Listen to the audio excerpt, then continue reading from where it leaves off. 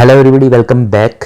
आज हम बात करेंगे नर्सिंग के बारे में कि नर्सिंग कोर्स क्या है, कैसे आप कर सकते हैं, कौन कौन से कोर्स हैं, क्या डिप्लोमा है, क्या डिग्री है आफ्टर 12th जो आप नर्सिंग के लिए कर सकते हैं। इस वीडियो में मैं 3 वैल्यूएबल कोर्सेज के बारे में आपको बताऊंगा जो करने के बाद आप एक नर्स बन सकते हैं। वो लड़का हो या लड़की, आप इन कोर्स को कर सकते हैं। इसमें काफ़ी सारी चीज़ें मैं आपको बताऊंगा, सैलरी कितनी मिलेगी, जॉब अपॉर्चुनिटी क्या रहेंगी। इस वीडियो को आप एंड तक देखें तो आपको मैं हर एक डिटेल इस वीडियो में दूंगा, सैलरी कितनी होगी और आपका जो कोर्स है वो कितने ड्यूरेशन का रहेगा। तो जल्दी से हम इस वीडियो को शुरू करते हैं। अगर हम बात करें आफ्टर 12th आप जो कोर्स करेंगे वो आपके 3 कोर्स रहेंगे नर्सिंग के लिए। जो 3 कोर्स हैं उन 3 कोर्स के बारे में आपको सबसे पहले पता होना चाहिए कि वो कौन से कोर्स हैं जो आप कर सकते हैं नर्सिंग के लिए। तो इस वीडियो को एंड तक आप जरूर देखिएगा। अगर हम फर्स्ट कोर्स की बात करें, सबसे पहला जो कोर्स है वो आपका ANM। अगर ANM की फुल फॉर्म की बात करें तो ऑक्सिलरी नर्स एंड मिडवाइफ, ये इसका फुल फॉर्म हो गया। ये जो आपका कोर्स है ये आपका 2 साल का रहेगा। इस कोर्स के अंदर अगर हम बात करें तो लड़का और लड़की दोनों कर सकते हैं, इसमें कोई आपको इशू नहीं है, आप दोनों ही इस कोर्स को कर सकते हैं। सब्जेक्ट की अगर बात करें तो ये ANM का जो कोर्स है ये आप किसी भी सब्जेक्ट से 12th पास आउट होने के बाद कर सकते हैं। आप आर्ट के स्टूडेंट है, कॉमर्स के हैं या आप साइंस के स्टूडेंट है, आप ANM का कोर्स कर सकते हैं। इसमें आपको कोई रेस्ट्रिक्शन नहीं है, ठीक है। क्लास 12th के बाद आपके 50% मार्क्स होने चाहिए।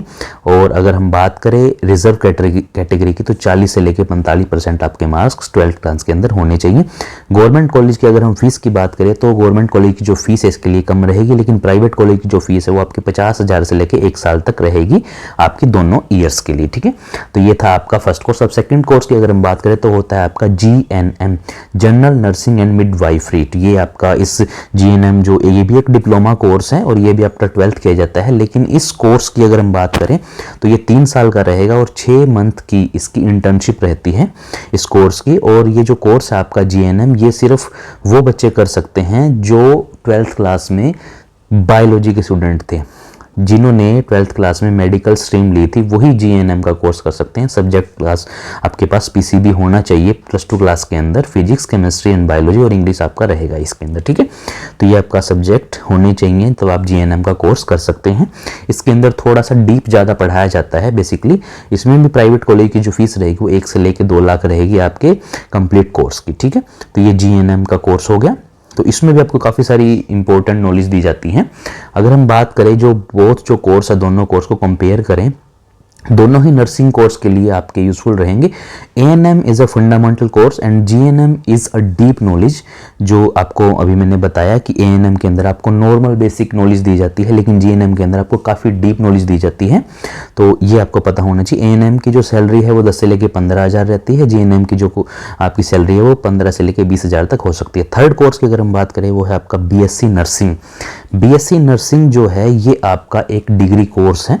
इसमें आपको डिग्री मिलती है बेसिकली। पहले जो 2 कोर्स थे वो आपके डिप्लोमा कोर्स थे और ये BSc आपका डिग्री कोर्स है। ये आपका 4 साल का कोर्स रहता है BSc नर्सिंग। और डिटेल आपको मैं बताता हूँ BSc नर्सिंग में और क्या क्या चीज़ें आपको समझनी है और किस तरीके से आप BSc नर्सिंग को करेंगे। ये जो आपका BSc नर्सिंग है ये भी आपका बहुत ही अच्छा एक कोर्स है। इसमें आपको बहुत डीप नॉलेज दी जाती है, बहुत ही ज़्यादा, GNM से भी ज़्यादा आपको डीप पढ़ाया जाता है, क्योंकि एक तो ड्यूरेशन बढ़ गया, ऊपर से इसमें काफ़ी सारी चीज़ें बताई जाती है। डॉक्टरी line, nursing, operation theatre, tools, आपको मेडिसिन के बारे में पढ़ाया जाता है। काफ़ी सारी मतलब चीज़ों के बारे में डीप नॉलेज दी जाती है BSc नर्सिंग के अंदर।